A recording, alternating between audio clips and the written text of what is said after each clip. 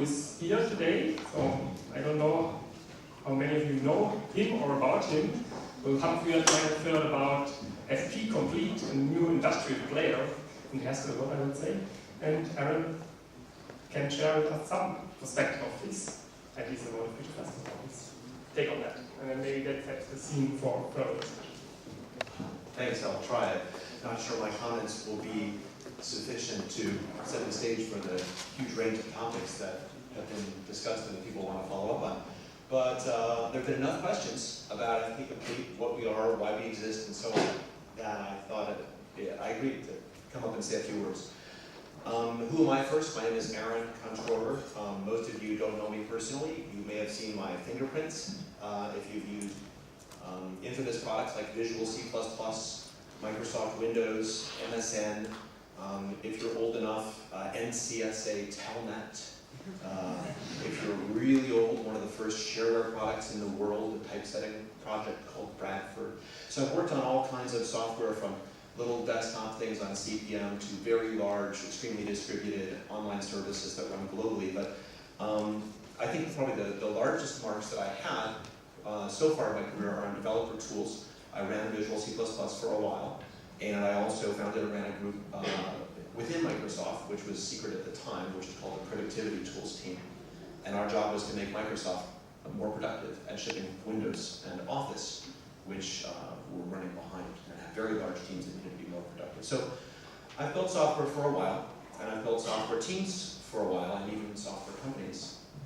I've left the world of C++ for the world of Haskell, and co-founded this company, which is geographically distributed, called FP Complete. I happen to be based in California, but none of the rest of us is in California. And I'm here to file a bug report, actually. But it's a very large-scale bug. The bug is, well, at Microsoft, when we file bug reports, we talk about the observed behavior, the expected behavior, and perhaps a recommended fix and how we reproduce.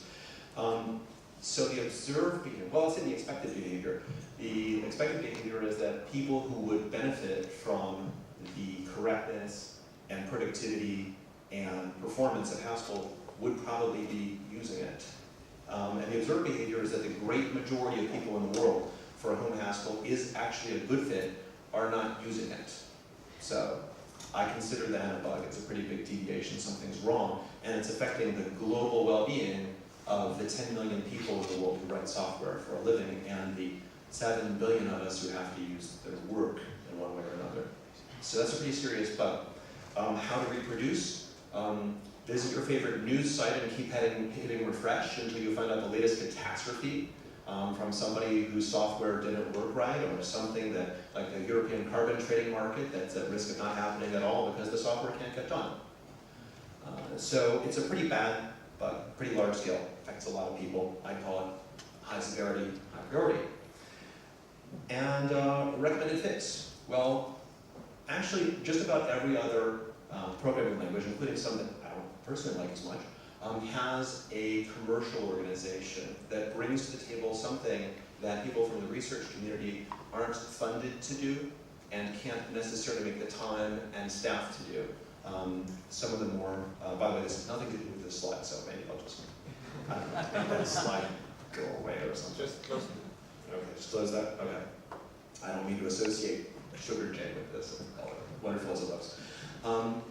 So we said we need to create some kind of commercial organization, something that can bring funding in from the capitalist system that kind of runs the world these days, and make that funding available to hire a few people to do some of the missing pieces that the community itself isn't ready, willing, able, or funded to do. So our approach is to add value to the amazing open source community that all of you actually are, many of the key players in the community are in this room right now. So our approach is to say, how can we add value? What can we do that a company may be better at, and maybe take some best practices from companies that work on other languages or other sorts of tools. So what I find companies are really good at, aside from finding a way to raise money, and by the way, we've raised over $1 million to spend on Haskell tools. So we're serious. companies are really good at understanding and prioritizing requirements from end users and driving that information flow back upstream to say, what are the real priorities? What's keeping people from being successful? At Microsoft, we used to talk, by the way, I left Microsoft years ago. I don't think I'm speaking for Microsoft. There are Microsoft employees in the room. I'm not one of them. But we used to talk about attractors and obstacles. And an attractor was why you would use something. And I've mentioned a few of the fantastic attractors of Haskell. Not my list, by the way, but a list created by interviewing a large number of companies that are using or considered using functional programming and asking them, why? Why would you want to use Haskell? Why have you expressed interest in this? And obstacles likewise. They're not my list, but I've learned a lot about why people are not using Haskell. And in the interest of time, I won't go into this list right now, but I'll write a blog about it, I promise, in the next few days. But we're not in a position, $1 million sounds like a lot of money, but I couldn't hire all of you, right? I mean, there's 200 people. We're not in a position to fix Haskell, and we don't want to fix Haskell. We think Haskell's awesome.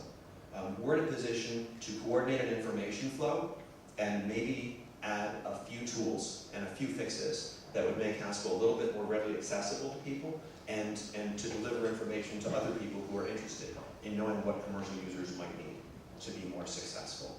And we'll try to do it in a for-profit way. That's the promise we had to make in order to raise money from investors, is we'll try to make some of the users, some of the commercial users, pay for this stuff so that they can get their investor money back. So we're going to try and make a big dent, and the only way to do that is to greatly increase, very, very greatly increase, by much more than 100%, the number of Haskell users in the world. So our agenda is bold. We'd like to see hundreds of thousands of Haskell users in the world, and my best estimate is that there are between 30 and 100,000 Haskell users in the world right now. That's just not enough. So we'll try to drive the solution of some of the problems that are keeping people from using Haskell, even as many of you continue to drive the core of Haskell forward. That's what FP Complete is about. And if I haven't talked too long already, I can take a question or two before the next topic.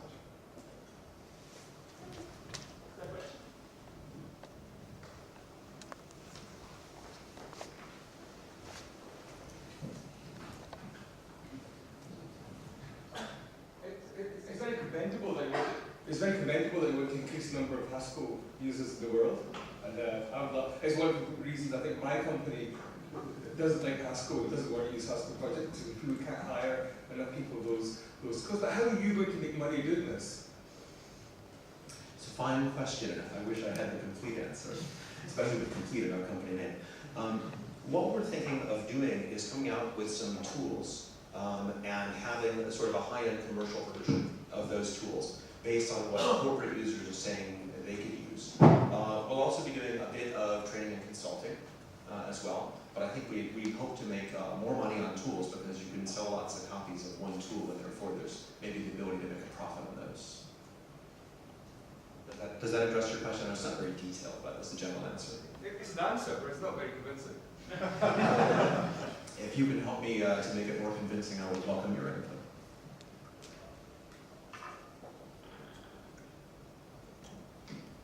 All right, thank you. Sorry. I've got a microphone there. This is the first time that I've seen at the Haskell Symposium somebody standing up saying, let's build a company that's based around the language, specifically to build tools and infrastructure and to help grow the ecosystem and make it possible for more people to use Haskell. So I think this is a real sort of watershed moment. And thank you very much, Aaron, for putting your head above the parapet to do this. Because we've always whinged for years about, all these tools, you don't get research brownie points for building these things. We need somebody to sit in the middle. So thank you for doing this, and more power to you. Thanks.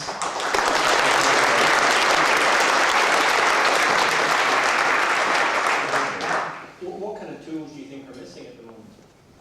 I'll talk about this more in my blog entry, but the number of things that people seem to feel, commercial users seem to feel are missing for Haskell is a fairly significant number.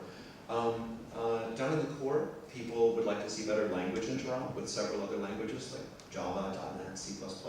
And the tool side, people are looking for better debugging and profiling, better ways to get started. On the libraries and community side, people are looking for better ways to know what libraries to use, maybe make it easier to install libraries through compatibility problems. I could go on, but I mean, there are quite a few things like that. So nothing that involves sort of changing the nature of Haskell or replacing GHC or anything sort of profound like that. Sort of a lot of normal things that people may like that. By the way, to the business question, if I might back up for a second, I guess my answer could be a little more specific just with data. So I mentioned that the world has 10 million professional software developers. The world currently spends about $72 billion per year on custom software. That's 2% of IT spending, which is $3.8 trillion a year. But it's the 2% that sort of makes businesses maybe one better than another, right? The custom software that distinguishes one business from another on the IT side.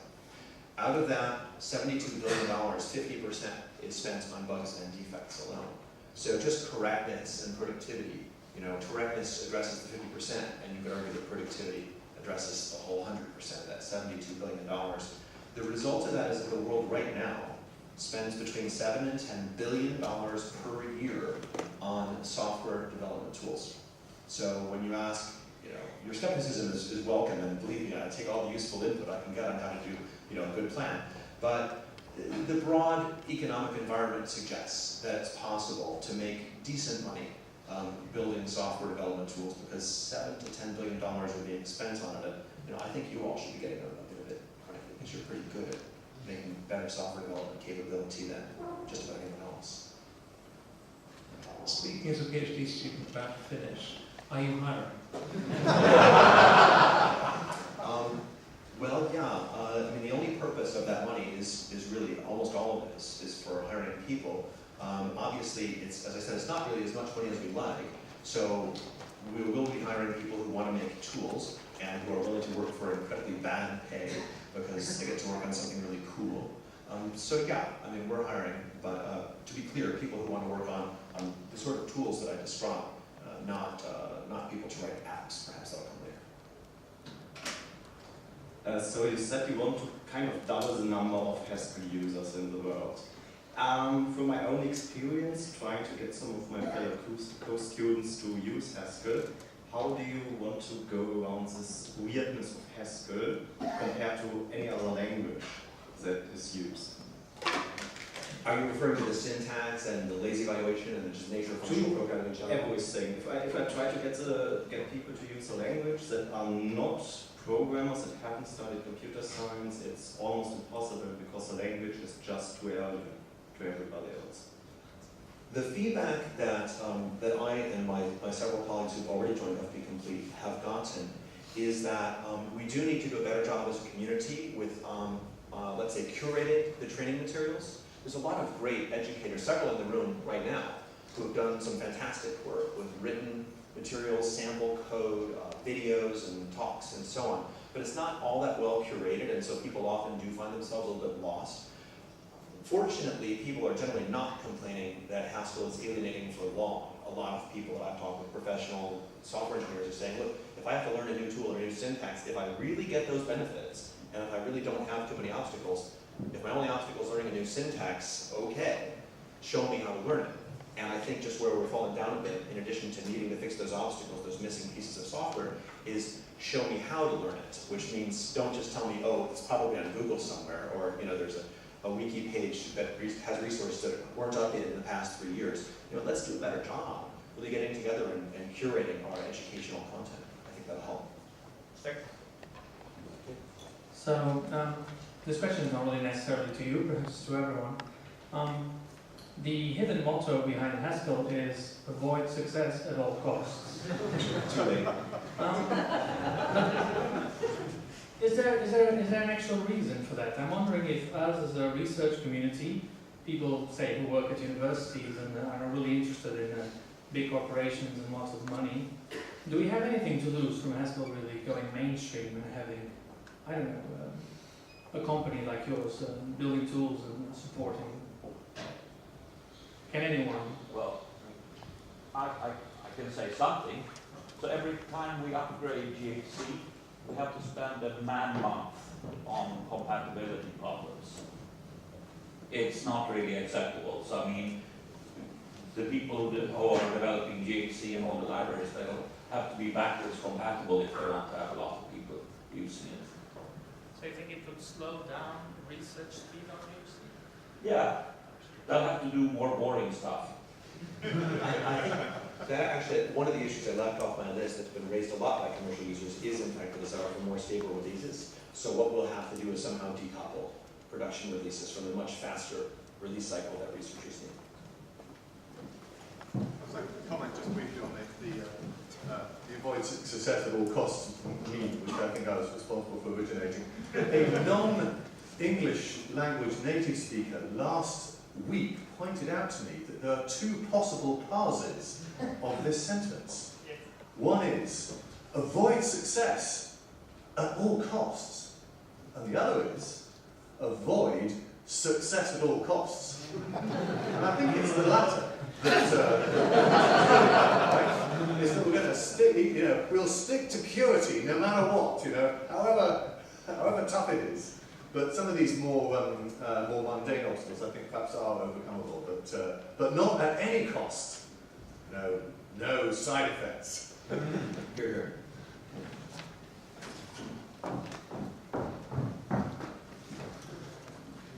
Yes, I'm teaching Haskell every year to second-year students, and there are 256 waiting for me to come back.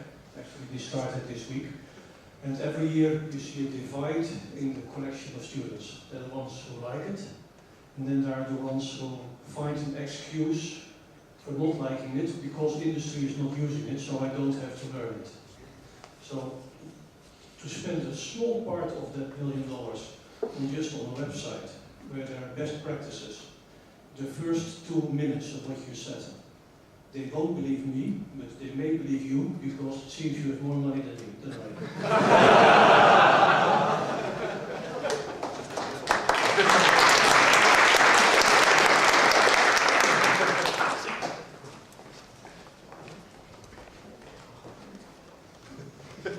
So when you talk about addressing industry, I think that what people initially hear is large corporations. Is SAP going to look into functional programming? Is IBM going to look into functional programming? But I don't know how many startups are considering using Haskell or other functional languages. But if you look at Paul Graham's beating averages, he credits using a functional language, in this case Lisp, with the success of ViaWeb. And I think there are a lot of, when you look at the number of developers out there, a lot of them are at scrappy little startups and looking for any advantage. And I think there's, when I was doing startups, Ruby was sort of just becoming popular, and people thought it was this weird language. Why would you develop in Ruby?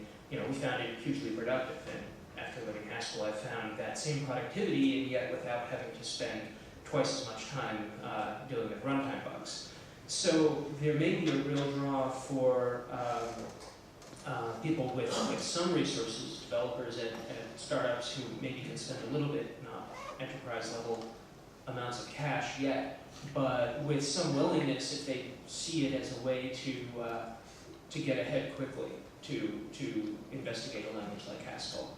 So that may be worth looking at. Yeah, that's a really good point. One of the business things that we do when we try to get people to consider a new technology, we're kind of overcoming this resistance of, gosh, every day somebody says they have a great product or service, and people say, I'm kind of busy, I don't have the time to consider all these wacky new ideas to find the one that's actually a good one.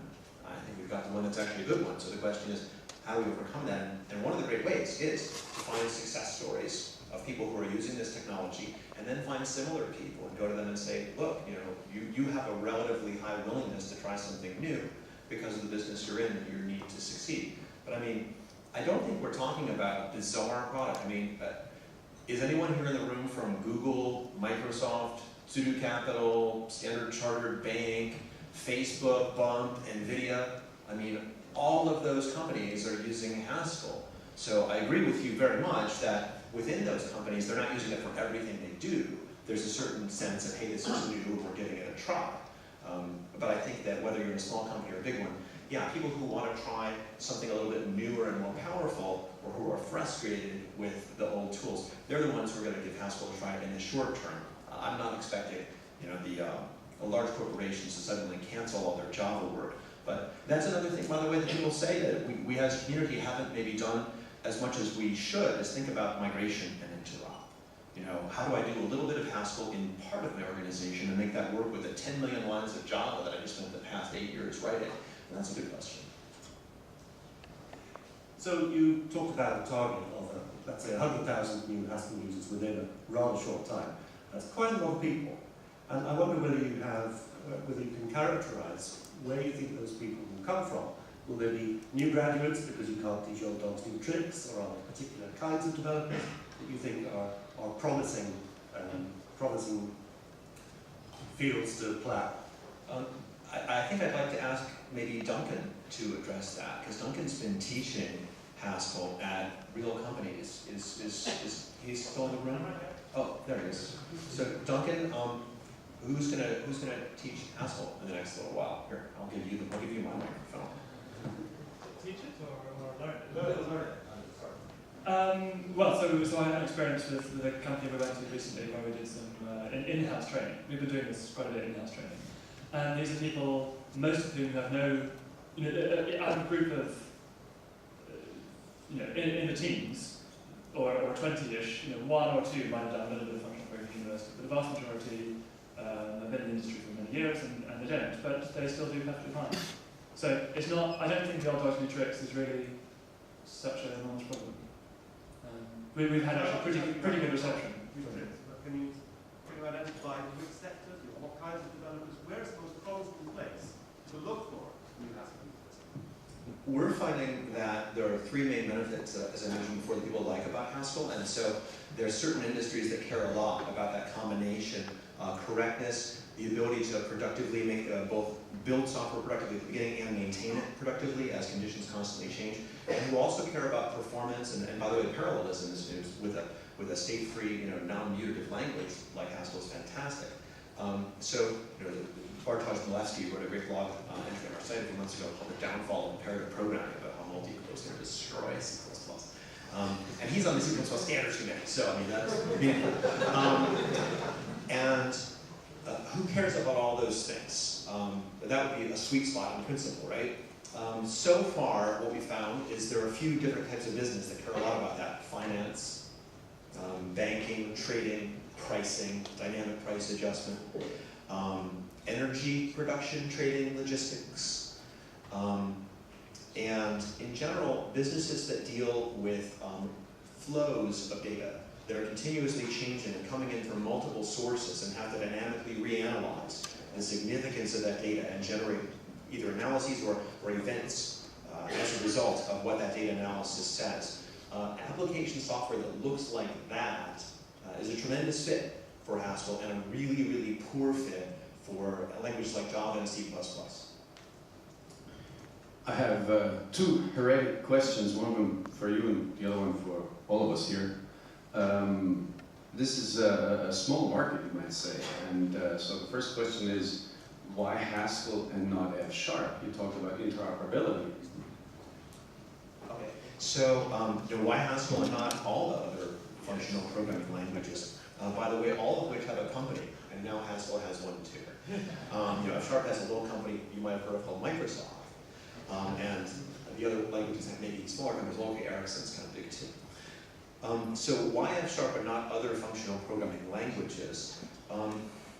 This gets into talking about competitors, and I don't like to sort of pick up a microphone and badmouth anybody. So I'm going to reserve parts of my judgment for perhaps things that other people aren't doing well. But I will say this much: people need cross-platform support, and that's one of the things that Haskell, maybe we don't deliver it perfectly every release, every library. There's some compatibility issues that need to be fixed, but the promise of very, very strong cross-platform support is an important part of Haskell's value. And I'm not saying there's not a cross-platform story for F#, but the people telling the story are called Microsoft, and so people kind of look at that and say, really?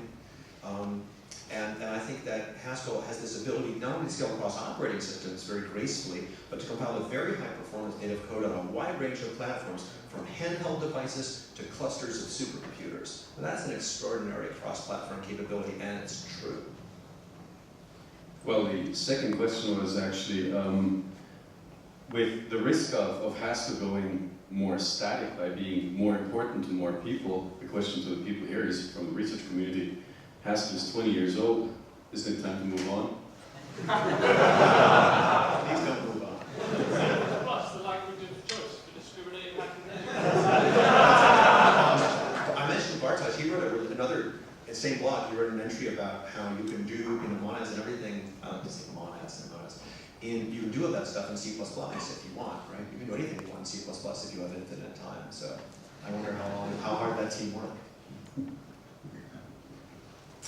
So, don't shoot the messenger. I'm not a functional programmer, I'm an imperative programmer, and my domains are mostly biophysics and finance. So, numerical analysis. For us, C and C++ are slow, incredibly slow. We prefer Fortran, which is to factorize Fortran, which is like twice or even 4 times as fast as C++. Why do we use C++? It is a portable assembly, and it is more convenient to build dynamic structures, and you can work better with your data. This is a kind of morally correct and very partial view, but I mean, it is morally correct. And so, I'm suggesting to your company, why not such a thing for Haskell? To build to build confidence in the market community. The equivalent of numerical receipts for Haskell. And there is a company that made a lot of money by dual licensing such libraries. You can make a GPL3 if you touch your open source forever for the community. And if a company wants to use it, you have your license that they have to pay for it. But the code is the same. So, why doesn't FP Complete, as a suggestion, get into the business of making high-performance numerical library to demonstrate how good Haskell is and to make money on it? It's a fine suggestion. I would think, though, that, frankly, somebody in this room is probably better at high-performance numerical libraries than we are. I've certainly seen some talks even today about some parallelization ideas. Of course, there's Accelerate as well, which we didn't hear as much about today, but there are a lot of really neat technologies for doing high-performance computation, a lot of really neat people, some of whom are in this room, who probably, frankly, to be honest with you, better at it than us. But just to put it out there, if anybody else wants to start a company, doing things for Haskell too, great. Call me and I'll give you advice, or we'll team up in some way. Well, what I'm going to say might be misunderstood in several ways as a matter of taste. It certainly has some bit of matter of taste actually in it. So I personally prefer multi-paradigm programming for many reasons that we can speak about offline. But it turns out that actually most people in the industry who form the genius people have happy priesthood over the communities. Let's speak about the C++ community that I wanted to be more aware of the community than the rest. They either know Haskell already, or they are willing to go for the learning curve if it takes to. But the point is that they really want to have some tool that doesn't really limit them. Now, functional programming, this whole ICFP and the Haskell Symposium is about a great tool, functional programming, and we all love it for good reasons. But whether we really want and can remain uniparadigm in the industry is something that I have very, very strong doubts about. We certainly can't. I mean, every commercial user has told me that mixed language is their scenario. I haven't talked with a single commercial user of Haskell who said they just want to use Haskell. And so really, if I could draw attention to one of the things that maybe the community differs the most from potential users on, something that would keep us from having a lot more users and maybe the ability to make our next generation of students make a living as Haskell programmers, it would be this idea that we don't have to talk to Java, we don't have to talk to .NET, we don't even have to talk to C++ in any productive way. You're absolutely right. Right. The other thing that I wanted to point out is that, well, in order to increase the number of Haskell programmers, you have to also not forget about the fact that not all the tasks available in real-world programming is actually as clever as Haskell programming needs. Well, you do have a lot of scripting jobs, for example. Just any 12-year-old can do it. In Haskell. What was it, sorry? In Haskell. You can script in Haskell, but I think your point is that some people don't intend to learn a tool as powerful as Haskell because their job doesn't really call for it. Is that what you're saying? Yeah, the tasks just don't demand it. You don't need to be that genius to do it. Why should you learn a genius tool first?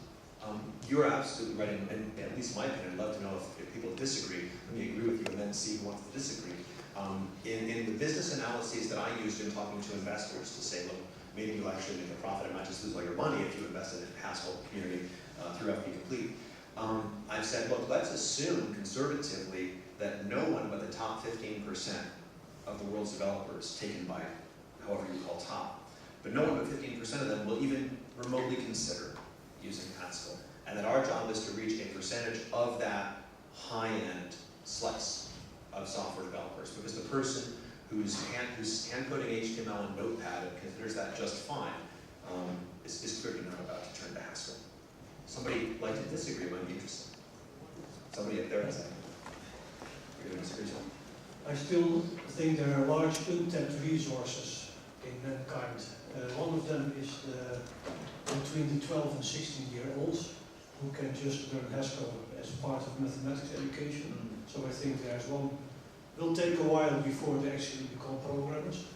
And then the other very simple solution to double the number of Haskell programmers is to find a woman for every man who can program in Haskell. And if I see we could also make these meetings much more attractive to go to. If I see at the courses I teach, the women are from the mathematics department, and they come to take the Haskell courses and they like it, and they stay. So I think also by promoting probably Haskell as a woman-friendly language, and you don't have to convince them from rotten programming behavior because they usually don't program, they leave it to us. I married the CEO of the last software company I worked at, so I think women in software are a good idea.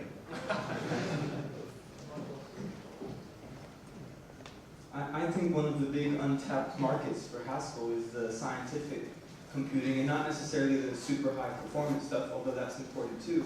But publications like Nature and Science are seeing record-breaking retractions because software, the data people are analyzing with their Python scripts or things like that are actually coming out with incorrect results, and they publish all these things, and then a year later they say, oh, we messed up, sorry. So I don't think to think of it as just, oh, we're very clever, we know Haskell, but people who just need software as a tool, they don't really care about the CS behind it, they just want to analyze data. I think that's a really important group to look at, and when they're analyzing protein folding, I want to know it's doing well, so when I take the meds, I don't die. You're fancy not dying. Just to go back to sort of the guy in Notepad writing HTML, I mean, it feels a bit weird. I mean, what we do here, like, we're not here to put Haskell on a pedestal, right? It's a great language, but it's just another language. I mean, I'm just kind of playing devil's advocate here. I mean, and also saying that changing Haskell is going to get rid of all those bugs in productivity. It's just, I mean, yeah, sure, but okay, you can't predict the performance of the application anymore, so you get a 10 times slowdown, you have no idea why. But it's just, pick a tool, use a tool well. And I think someone said about this year's programming competition, it's not the language, right? It's the programmer. And sure, you can teach teaching someone Haskell might make them a better programmer, but it's not a habit for every day, all right? So, with your permission, I'd like to debate the point for a moment. sure. The last group I ran at Microsoft, I mentioned I ran a group called the Productivity Tools team, and it was to make Windows and Office, really the main products of Microsoft, able to ship faster. We estimated at the end of 1 year of a team making software tools to solve known problems that were preventing the productivity of the makers of other software, that we saved that one company $300 million in wasted engineering time. That's just within one customer, just within Microsoft. So I do believe there's a difference between giving somebody a hand saw and a power saw. I agree that there are other good power saws, and I would never suggest that Haskell should attempt to displace all the other good languages in the world, but that there's a significant percentage of developers for whom it might be the right power saw. But that's an estimate of how much you saved them, right? I'm sorry? So you estimate that's how much you saved them. But I mean, I appreciate, yes, Haskell is a very, very powerful saw. But you don't, I guess I'm trying to say, like... Are we disagreeing or agreeing? I can't tell. I think my point is, I personally don't envisage that Haskell is only for, say, that top 50% slice. So I appreciate you're not saying that, you just saying that seed like targeting right Trying to now. be conservative is all. Yeah. Some people might look at Haskell and go, actually, it's pretty easy language to learn because you just write down the bare minimum you need to express your program. I just think. I'll tell you what, if 3 years from now there are more than 100,000, I estimated incorrectly, I will buy you a beer. That would be great. So I think probably most people in this room are willing you to succeed as a business. But I want to turn the question around a bit, though, and rather than just saying, oh, well, it'd be great if you succeeded, now we can go back to our desk. What do you need from us? Speaking of the Haskell research kind of academic, slightly geeky community, what do you need us to do to support you? Thank you for asking us. The answer is almost everything. As I said, Could you be a bit more specific? Yeah. Everything minus what we do. It's nice to have a company and all, but it's a small company on the scale of the world's needs for Haskell goodness.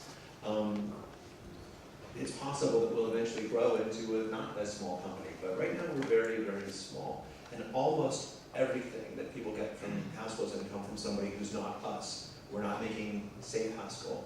We're not maintaining GHC. We're not doing sugar language. We're not doing any of the research that's being talked about here. We have no innovations in multi-core. We're not programming GPUs in a new way. All of the amazing work, we're certainly not doing any theoretical analysis and finding new ways to make programs make more sense. We're not finding new ways to find bugs. All the amazing work that's happening needs to continue. Imagine a world in which all the papers we've just seen presented, those of you who were here for ICFP over the past few days, imagine if all that work hadn't happened and we came here and we just had a blank screen for all those days. That would have been a disastrous loss for the world. So the first thing is nothing that we few people at FP Complete are doing really removes any burden from all of you to keep advancing everything that you do. In a more narrow way, I think we really need those of you who wish to, and those of you who have students who wish to consider maybe things like integration, completing the job, signing up to support a library. These things that don't in themselves necessarily result in publications are also a valuable service. Some of you have told me that this is actually your secret plan, and I really thought it was great. Several of you have told me, it's sort of out in the lobby, that you get all your funding for research, but a lot of your heart is actually in development, and that you love making tools, but you get paid for the publications, because that tool, the Science Foundation or whatever, will write the grant for the publication, and you sneak in some money for a grad student to do some library development or something. Hey, thanks. On behalf of the hundreds of thousands of people who use your library, thanks. Or your compiler, or whatever tool you make. That all needs to continue, and I think those of you who wish to, and those of your students who wish to, should really consider that maintenance and support and getting from a 0.3 release to a 1.0 release and deciding how to get to a 2.0 release, that's really valuable too. Really, commercial customers want to know. that there's somebody who's still maintaining and moving forward every library that they use, and didn't stop working on it 3 years ago when they got a different job. I'll go back to the challenge from the floor over there and take up the contrary position about the job that's, we just need, get a kid to script this thing. I think there are two fallacies in that position, so I'll take the contra ones. The first is that, and most larger companies eventually learn this, that, there are jobs for which we can be really lax about the stuff we code, right? Anyone who's been managing software for a long time knows that always comes back to bite you in the butt, and it costs more. And so, if we can provide environments, hopefully Haskell as one, in which people write software that is longer term, more correct, more reusable, more refactorable, and costs them less over time, then that is of great value. And it turns out that's value for even small jobs. I think the other fallacy in there is that somehow it takes a huge effort to learn Haskell. Now, I don't mean to belittle the huge effort that most people in this room put into learning Haskell, but there is a level of Haskell usage, and this I have to go on not much more than my gut and my own personal experience, that can be taught and can be made use of without it seeming like a monument that you have to climb, at 60 degrees. And that I think we often perpetuate that in our own innate belief in it.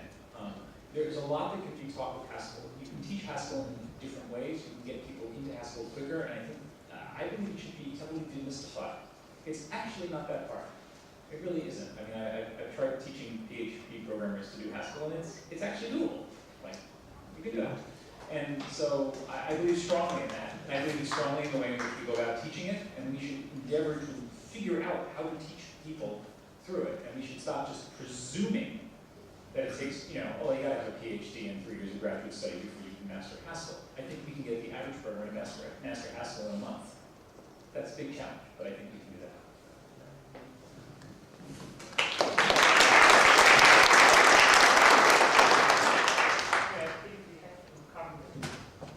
Close pretty soon because I think we have the room until 6. So if you have any urgent voice, then thank you all. Thanks, Aaron, of course, for being catalyst to the discussion. Thank you.